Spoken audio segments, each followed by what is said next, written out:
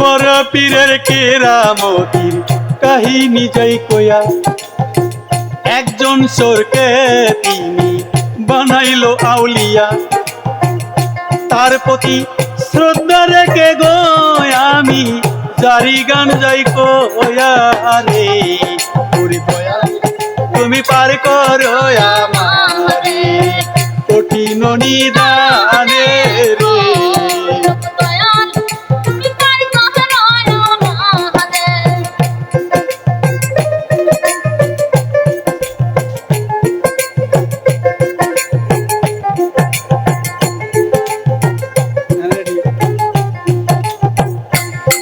এক চাকর কর্তৃক সাপের ভাইরে রূপ ধারাকারী জিনকে তিনি করলেন এইবার সাধনাতেই জানি। সেই অলৌকিক ঘটনারে গো বড় পীর যাইতেছি জীব রে।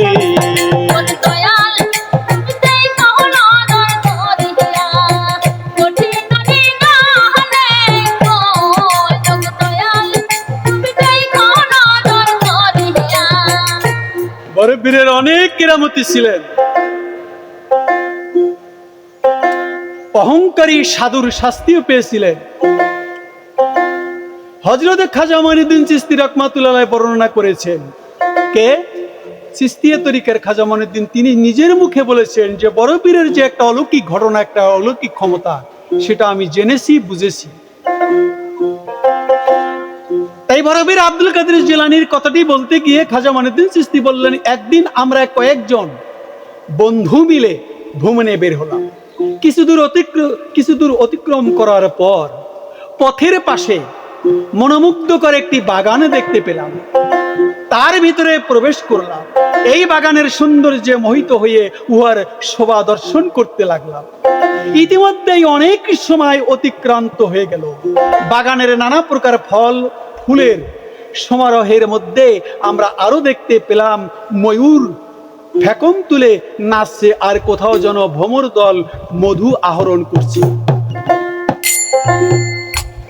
উচ্চ গাছের ডালে বসে মনের আনন্দে কুকিলি কুহু কুহু রবে সমস্ত বাগান মোহিত করে রেখেছে। তারপর আমরা সবাই এক জায়গায় বসে পড়লাম। সে সময় বড় পীর আব্দুল কাদের জিলানীর একজন ভৃত্য আমার পরম বন্ধু একটি সাপ দেখে লাঠির আঘাতে ওই সাপটিকে হত্যা করল। যে হত্যা করলো সে হচ্ছে বড় পীরের একজন ভৃত্য, অর্থাৎ মুরিদ বলতে পারেন বা খাদেম বলতে পারেন। একটি সাপকে সেই বাগান বাড়িতে হত্যা করল। এমন সময় সমস্ত বাগানটি ঘোর অন্ধকারে ছেয়ে গেল। সাপটিকে মারার পর কোনো কিছুই দৃষ্টির গোচর হলো না, অন্ধকারে আচ্ছন্ন হয়ে পড়ল। এই সাপটি জিন ছিল গো আমি তোমাদের যাই কইয়া রে।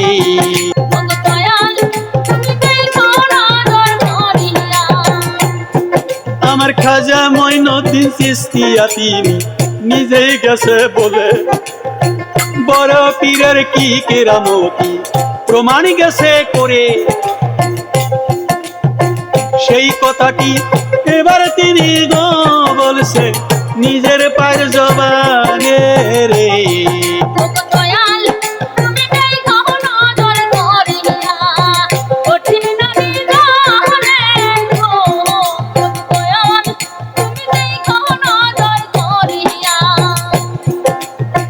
বড় এবার খাজা মঈনুদ্দিন বলল, আমরা সবাই ভীতু হয়ে গেছি। বাগান বাড়ি অন্ধকার হলো, জানি না কাহিনী। তখন আমরা কি করিব, কোথায় যাই যখনই এই ভাবিয়া তখন খাজা মঈনুদ্দিন চিশতি করিল কাহিনী রে।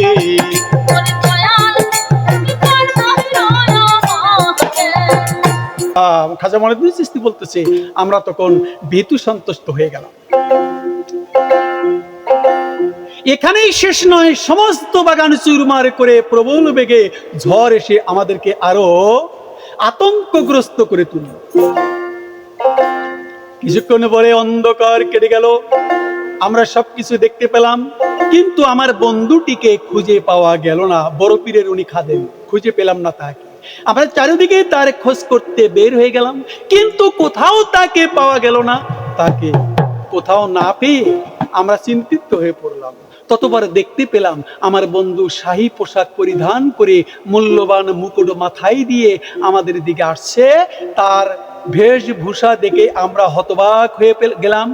বন্ধু আমাকে জড়িয়ে ধরে অঝোর জ্বরে কাঁদতে লাগলো। আমরা অবাক বিস্ময়ে তার দিকে তাকিয়ে রহিলাম। আমরা তার অবস্থার কথা জিজ্ঞাসা করলাম।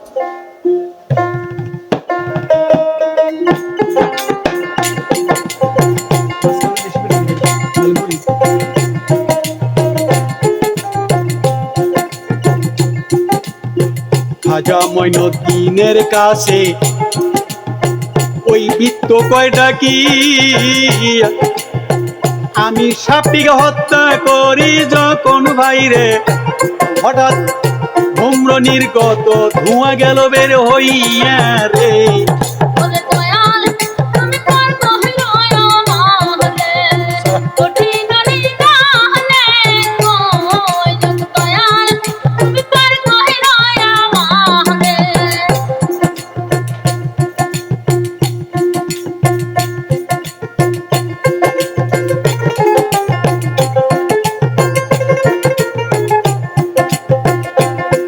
তাই সাপটিকে যখন হত্যা করেছি, ধোঁয়া নির্গত হয়ে গেল, সঙ্গে সঙ্গে সেই অন্ধকারের মধ্যে একটি দৈত্য এসে গেল।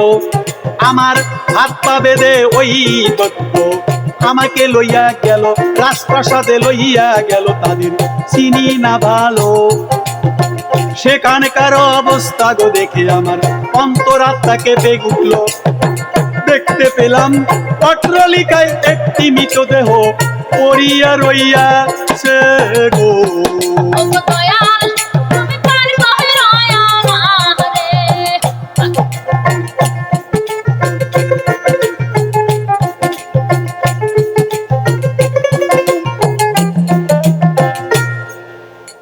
ওই খাদেম বলতেছে, আমাকে যখন একটি দৈত্য গ্রেপ্তার করে তাদের রাজপ্রাসাদে নিয়ে গেল, আমি দেখলাম যে তাদের রাজপ্রাসাদের পাশে একটি মরা দেহ উন্মুক্ত তরবারি হাতে কদ্দ অধীর হয়ে দৈত্যরাজ পায়চারা করছে। আগুন জ্বলছে, আমাকে দেখে তার কদ্দ আরো বেড়ে গেল, তার চোখ দিয়ে অশ্রু ঝরছে। অনেকক্ষণ পর অশ্রু সংবরণ করে ওই দৈত্যরাজ আমাকে কর্কশ ভাষায় জিজ্ঞেস করলো, কোন অপরাধে তুমি আমার এই পুত্রকে হত্যা করেছো? অর্থাৎ যে সাপকে হত্যা করেছে ওটা হলো জিন, ওই দৈত্যরাজেরই সন্তান। বড় পীরের খাদেমকে বলতেছে, তুমি হত্যা করেছো কেন? সে তোমার কি ক্ষতি করেছে? এতে তোমার লাভ হয়েছে কি বলো? অকারণে কেন তুমি আমার এই সন্তানকে হত্যা করলে? আমরা জিন জাত। তখন বড় পীরের খাদেম বলল, আমি ভয়ে কাঁপতে কাঁপতে বলিলাম তখন, দৈত্যরাজ, আমি কাউকে হত্যা করিনি, এমন নির্দয়া কাজ আমার দ্বারা হইতে পারে না রে।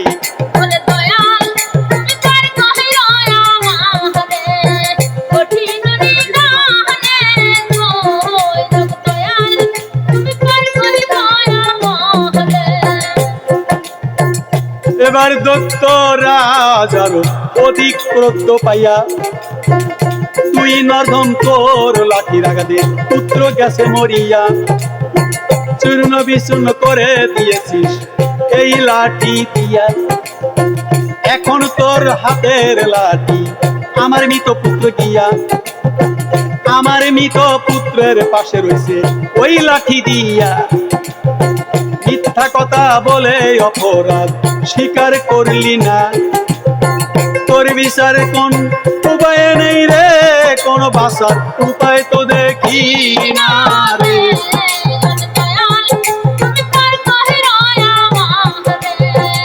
দৈত্যরাজ বলল, তুই কোনোভাবেই নিস্তার পাবি না, তুই আমার পুত্রকে হত্যা করেছিস, ওই দেখ তার কাছেই, মরা দেহর কাছেই লাঠিটি রয়েছে, তোর গর্দান কেটে আমার পুত্র হত্যার প্রতিশোধ নিব। আমি খুব সাহসের সাথে বললাম। বড় পীরের খাদেম বলল, সাহসের সাথে বললেন, দৈত্যরাজ, আমি কোনো মানব বা দানবকে হত্যা করিনি, তবে কিছুক্ষণ পূর্বে বাগানের ভিতরে বেড়ানোর সময় একটি কাল বিষধর সাপ হত্যা করেছি। দত্তরাজ ক্রোধে আরো অস্থির হয়ে গেল, চোখ লাল বর্ণ ধারণ করে খাদেমকে প্রশ্ন করলো, বিনা কারণে কেন সাপ হত্যা করলি? তোকে কি কোনো অন্যায় করেছে? তখন বড়বীরের খাদেম তখন উক্তুলুল মুজি কাবালাল ইয়া হাদিসটি দত্তরাজকে শুনিয়ে দিলাম, যার অর্থ কোনো কষ্টদায়ক হিংস্র প্রাণীকে কাউকে কষ্ট দেওয়ার আগেই তাহাকে হত্যা করো। তাই তো আমি হত্যা করেছি, কাউকে সবল মারবে তার আগেই হত্যা করেছি। কাজেই আমাদের ইসলাম ধর্মের বিধান অনুযায়ী সাপটিকে হত্যা করেছি। আমি জেনে আপনার পুত্রকে হত্যা করিনি। দত্তরাজ এবার বলল, তুই হিংস্র জীব। আমার পুত্র কাল সাপের রূপ ধারণ করে বাগানে আত্মগোপন করার চেষ্টা করেছিল, আর তখন তুই আমার পুত্রকে হত্যা করেছিস, তবুও বলছিস তোর অন্যায় হয়নি। আমি তোকে মৃত্যুদণ্ড দেব এবং আমার পুত্র হত্যার প্রতিশোধ নিব। দত্তরাজ কাজীর বিচারালয়ে নিয়ে নালিশ করলো। কাজী আমাদের উভয়ের জবানবন্দি শুনে আমাকে হত্যা করে ফেলার আদেশ দিল। এটা খাজা সাহেবকে বলতেছে। জল্লাদ আমাকে হত্যা করার জন্য মধ্যভূমিতে নিয়ে চললো। আমার জীবন রক্ষা আর কোনো উপায় না দেখে আমি খুব উচ্চ সুরে ও ভক্তি সহকারে গাউসেল আজম বড় পীর হযরত আব্দুল কাদেরকে ডাকতে আরম্ভ করলাম। তখন আমার মনের অবস্থা সম্পর্কে চিন্তা করলে শরীরের শিহরিয়ে ওঠে। মৃত্যুর ভয়ে আমার সর্বশরীর কাঁপছে, অন্যদিকে পরিবার পরিজন বন্ধু বান্ধবদের জন্য প্রাণ কাঁপছে। মৃত্যু নিকটবর্তী হয়ে আসছে এবং মহান দয়ালু আল্লাহ পাককে ডাকতে আরম্ভ করে দিলাম। সাথে সাথে বড় পীর জিলানীর নামটি লইয়ে এবার আমি বলিলাম, হুজুর আমাকে চিরজনমের মতো বিদায় দিলি গো। আমি দেশেতে চলিলাম রে।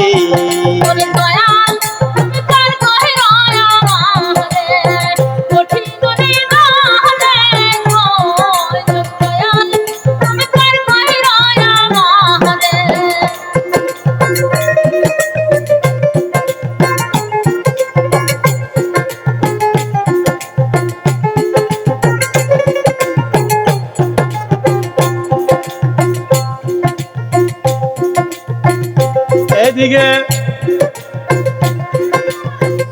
বড় পীরের খাদেম বলছে, হুজুর চিরজনমের মতো বিদায় দিন বড় পীর, আমি মৃত্যুর মুখেই গেছি গো। আমি আর আপনার সেবা করতে পারবো না কখনো। দত্তরাজ ও কাজী তাদের বিচারে আমাকে হত্যা করিব। আমি জ্ঞান শূন্য হয়ে পড়লাম ওই জল্লাদের সামনে। এমন সময় তীর বেগে এক ঘোড়া লইয়া আইলো।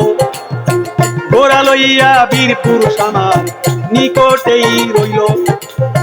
তরবারির আঘাতে জল্লাদকে হত্যা কইরা ফেললো। রাজপুরীতে সুরগল পইরা গেল রে। সমস্ত পৃথিবী যেন কেঁপে উঠল। দত্তরাজ তার সিংহাসন থেকে পড়ে গেল। সে আমার কাছে এসে বলিল, আপনি কে? দত্তরাজ বলল, আমার নিকট থেকে পড়ে কেন গেল? সে আমার কাছে এসে বলিল, কে আপনি ভালো? এই যে বিশদ বর্ণনা দিন, কেন আপনি এরকম কেন হলো? তার অবস্থা দেখে আমার মনের অবস্থা অন্যরকম হইয়া গেল রে।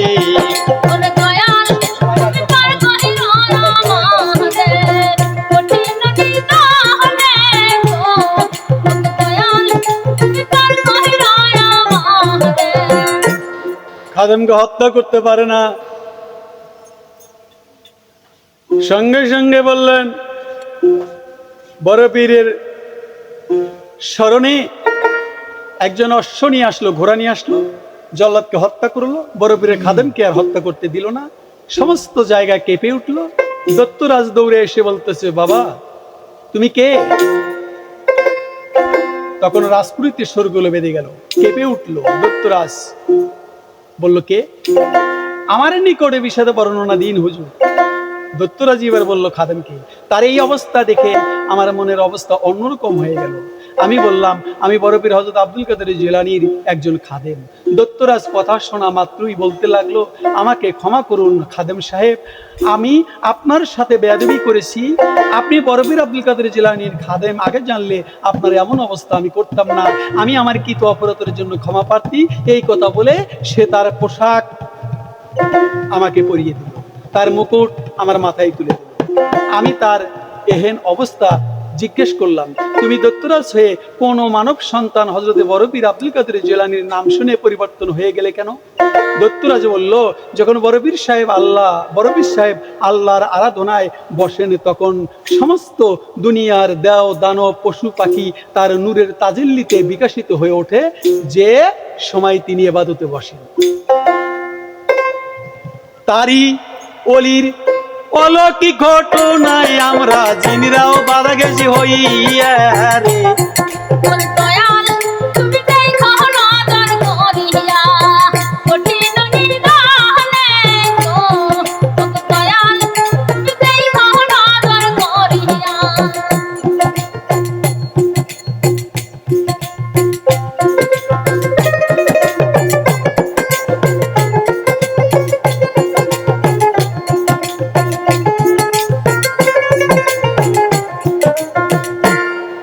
বড় পীরের এটাও একটি জটিল কেরামতি।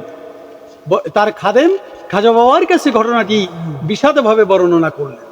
যখন বর্ণনা করলেন, তখন খাজা মঈনুদ্দিন বলল, যাহারে বড় পীর আব্দুল কাদের জিলানী এত উঁচু মানের একজন আলেম, বড় পীরের একজন খাদেম, সে রক্ষা পেয়ে গেল একজন পীরের উছিলায়। আল্লাহর আরশের দিকে তাকান, তখন আকাশ পাতাল কাঁপতে থাকে। হযরত বড় পীর সাহেবের উসিলায় দত্তরাজ যদি আমাকে রেহাই না দিত, তাহলে আমাদের সাথে আমার আর কোনোদিন আপনাদের সাথে দেখা হওয়া সম্ভব। তাহলে বড় পীরের একটি কেরামতি আমি বললাম। এবার আর একটি কেরামতি শোনেন, নজদের বাদশার শাস্তি। নজদ শহরের একটি বাদশাহ ছিল, এটা আরবের ভূখণ্ডের ভিতরে নজদ শহর ছিল। সেই বাদশার শাস্তি হলো কিভাবে? বড় পীরের সঙ্গে বেয়াদবি করার জন্য বা মানুষের সঙ্গে বেয়াদবি করার জন্য। এই কথাটি লেখা আছে গুলিস্থায়ী কেরামিন নামক একটি গ্রন্থ আছে, বড় পীরের জীবন কাহিনী আছে গুলিস্থায়ী। সেখানে বর্ণনা করা আছে, একবারে বসন্তকালে লেখা আছে, বসন্তকালে বড় পীর আব্দুল কাদের জিলানী রহমাতুল্লাহ ভ্রমণ করতে গ্রামের ভিতরে যে উপনীত হলেন। ওই গ্রামে একজন ধার্মিক তাঁতি বাস করতেন। নিজের হাতে উপার্জিত হালাল বস্তু দ্বারা ওই তাঁতি জীবিকা নির্বাহ করতেন, পরিবার বর্গকে বাঁচাতেন। তিনি মকমলের ব্যবসা করতেন, অর্থাৎ যে আমরা যে গায়ে দিই শীতকালে, যে মকমলগুলো আমরা গায়ে দিই, সেটার ব্যবসা করতেন। তিনি তা আমির ওমরাদের নিকট উচ্চ মূল্যে বিক্রি করতেন। বড় বড় রাজা বাদশাকে দেশে দেশে বিক্রি করতেন ওই তাঁতি। হযরত বড় পীর আব্দুল কাদের জিলানী সাহেব যখন তার ঘর অতিক্রম করছিলেন, তখন সেই তাঁতি তাহাকে বললেন, সালাম জানিয়ে ভক্তি সহকারে বসার জন্য আসন দিলেন। ভক্তির শ্রদ্ধা, ভক্তির মূল্য রক্ষার্থে বড় পীর আব্দুল কাদের জিলানীকে আসন গ্রহণ করলেন বড় পীর নিজেই সেই তাঁতির কাছে।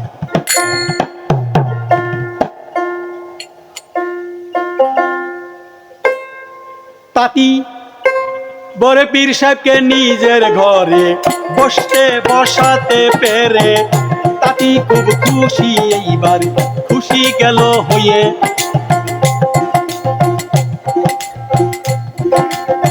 খুশি হইয়া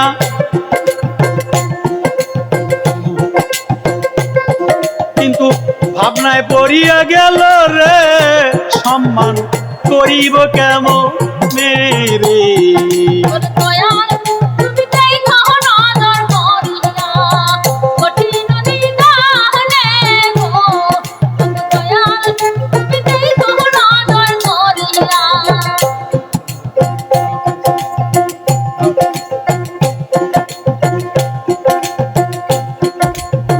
শেষ পর্যন্ত ওই তাঁতি স্থির করিল, নিজের হাতের তৈরি করা একটা মকমল দিব। প্রথমে তিনি মকমালের একখানা থান বের করে নিল। আব্দুল কাদের জিলানীর সবিবে ওই মকমাল পেশ করলো। তিনি বললেন, ইহা আমার নিজ হাতে তৈরি করছি, ওগো পীর গো, অনুগ্রহ করে গ্রহণ করলে নিজেকে ধন্য করব। ভক্তের অনুরাধের সাদরেই উহা বড় পীর গ্রহণ করিল। সেখান হতে বড় পীর বিদায় লইল। ওই তাতে বলতো যে, হুজুর আপনাকে আমি কি খেতে দেব? তাই আমার কাছে একটা মকমল বানানো আছে, শীতকালে আপনি এটা ব্যবহার করবেন। ওনার সম্মুখে ওরা হাদিয়া স্বরূপ দিয়ে দিলেন। বড়বীর আব্দুল কাদের জিলানী ওই হাদিয়া নিয়ে চলে গেল। বড়বীর সাহেব হাদিয়া গ্রহণ করার পর তাতি স্থির করলেন, প্রতি বৎসর এইরূপ দুখানা মকমলের কাপড় তৈরি করে প্রথম খানা বড়বীর সাহেবকে হাদিয়া স্বরূপ দেব, আর অপরখানা বিক্রি করে জীবিকা নির্বাহ করব। একটা করে এই কম্বল তৈরি করেন, এই মকমল দুইটি তৈরি করবেন, একটি বড় পীরকে দিবেন আর একটা বিক্রি করবেন। প্রতি বছর সেটা বড় পীরকে দিবেন।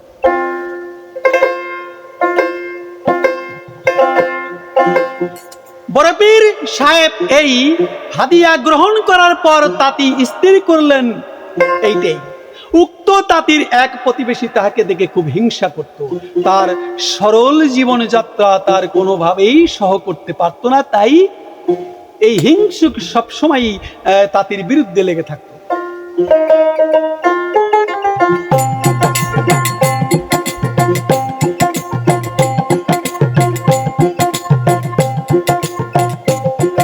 এবার সে নজদের বাদশার নিকট যে অভিযোগ করিল, হে বাদশা নামদার, যে অতি আপনাকে মকমলের থান সরবরাহ করত, সে প্রতি বৎসর একখানা মকমল তৈরি করিল। যে থান উত্তম সেখান তার পীরকে নজরানা দিব দান করে, এবং অপেক্ষাকৃত খারাপ ধানটি আপনার নিকটে বিক্রি করিব। আপনি এ কথা জানেন না, বিদায় আপনার নিকট জানতে এসেছি, তোমায় এবার বলিব।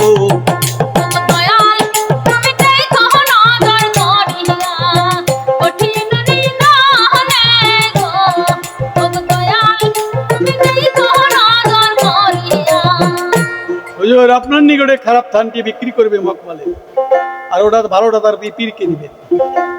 এই কথা শোনা মাত্রই অহংকারী বাদশাহ ক্রুদ্ধে দিশেহারা হয়ে পড়ল। সাথে সাথে দূত পাঠিয়ে সেই ধার্মিক জাতিকে রাজদরবারে ডেকে নিলেন। ধার্মিক তাঁতিকে রাজদরবারে যখন ডেকে নিলেন, বাদশাহ খুব কঠিন স্বরে তাকে জিজ্ঞেস করল, জানতে পারলাম হে তাঁতি, তুই প্রতি বৎসর দুখানা মকমলের থান তৈরি করিস, রাস্তার ফকির পীর দরবেশদের ভালোটি নজরানা দিস, আর খারাপ খানা আমার নিকটে বিক্রি করিস। রাস্তার ফকির ও পীর দরবেশদের এত মূল্যবান কাপড়ের প্রয়োজন হয় না, ভবিষ্যতে এমন করলে উপযুক্ত শাস্তি ভোগ করতে হবে। তাঁতি কথা শুনে খুব ব্যথা পেলেন, কিন্তু বাদশার ওই অদ্যপূর্ণ আচরণে খুব প্রতিবাদ করতে পারলেন না। তাঁতি মনের ব্যথা মনেই নিয়ে নীরবে বাড়ি আসলেন। পরের দিনে বাদশাহের কথায় পীর সাহেবকে জানালেন যে বাদশাহ এই আচরণটা করলেন। যখন পীর সাহেবের দরবারে জানানোর জন্য উপস্থিত হলেন, ঘটনা বলে আরজ করলেন, হুজুর এই জালেম বাদশাকে উপযুক্ত শাস্তি না দিলে অনেক নির্দোষ লোক তার নিকট লাঞ্ছিত হবে হুজুর।